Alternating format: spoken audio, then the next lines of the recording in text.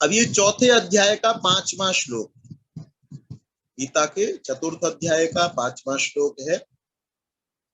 बहूनि मे व्यतीतानि जन्मानि तव च अर्जुन तानि अहं वेद सर्वाणि न त्वं वेत्थ परन्तप।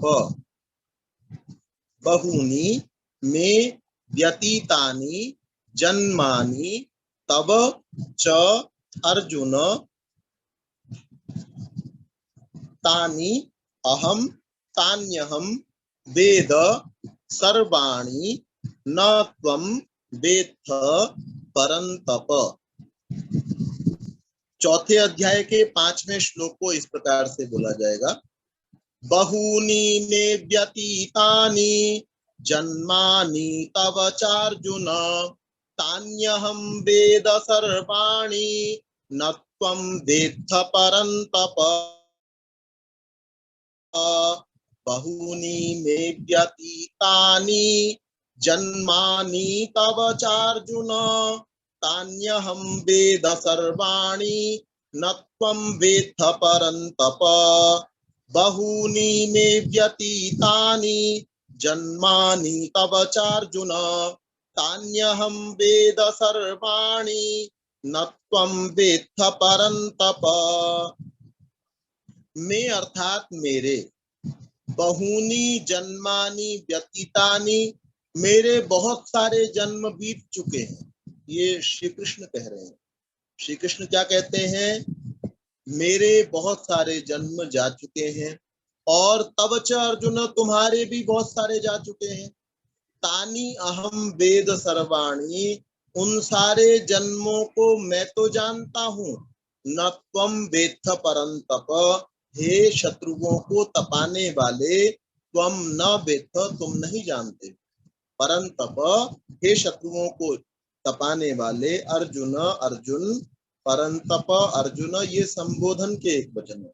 जैसे राम का संबोधन का एक वचन राम ही बनता है, अर्जुन का संबोधन का एक वचन अर्जुन ही बनता है, परन्तप का भी संबोधन का एक वचन परन्तप ही बनेगा। तो परन्तप अर्जुन, हे शत्रुओं को कष्ट देने वाले, उनको पराजित कर देने वाले अर्जुन, में मेरे बहूनी बहुत सारे, जन्मानी व्यतीतानी जन्म बीत चुके हैं, व्यतीत हो चुके हैं, तव च और तुम्हारे भी बहुत सारे बीत चुके हैं, तानी उन सबको, अहम सर्वाणी वेद उन सबको मैं तो जानता हूँ, सर्वाणी तानी सर्वाणी, उन सबको अहम वेद मैं जानता हूँ, न त्वं वेत्थ, तुम नहीं जानते। अब यहाँ पर दो जो भारतीय संस्कृति के, वैदिक संस्कृति के मूलभूत सिद्धांत हैं, उनका समर्थन यहाँ पर किया गया। एक तो मनुष्य के अनेक जन्म होते, एक जन्म नहीं होता,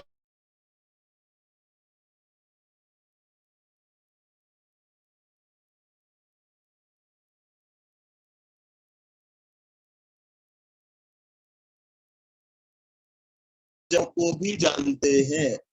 एकाग्रता के द्वारा आप अपने पूर्व बीते हुए जन्मों को भी जान सकते हैं और दूसरों के जन्मों को भी जान सकते हैं। जितने बड़े आप योगी होंगे, जिस विद्या का पठन पाठन आज हमारे विद्यालयों में नहीं चल रहा, वो हमारे यहाँ की मूलभूत विद्या थी, जिसको सब बच्चों को आरंभ से ही सिखाया जाता था, जिसको सीखना अनिवार्य माना जाता था।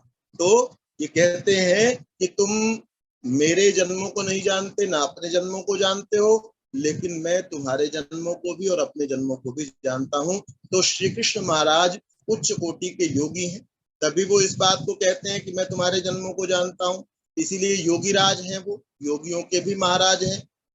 श्री कृष्ण को ही भीष्म ने अग्र पूजा के योग्य बतलाया।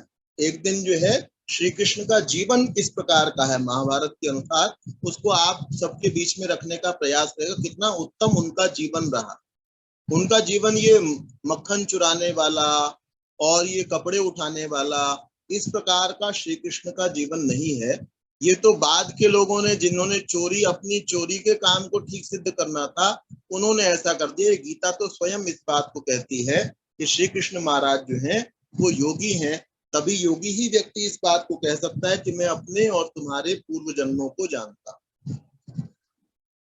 तो आज यहीं इसी श्लोक तक करेंगे। ये चौथे अध्याय का 5वां श्लोक हो गया। कल 7वें और 8वें श्लोक को हम लोग करेंगे, और आगे समय होगा तो और भी करेंगे।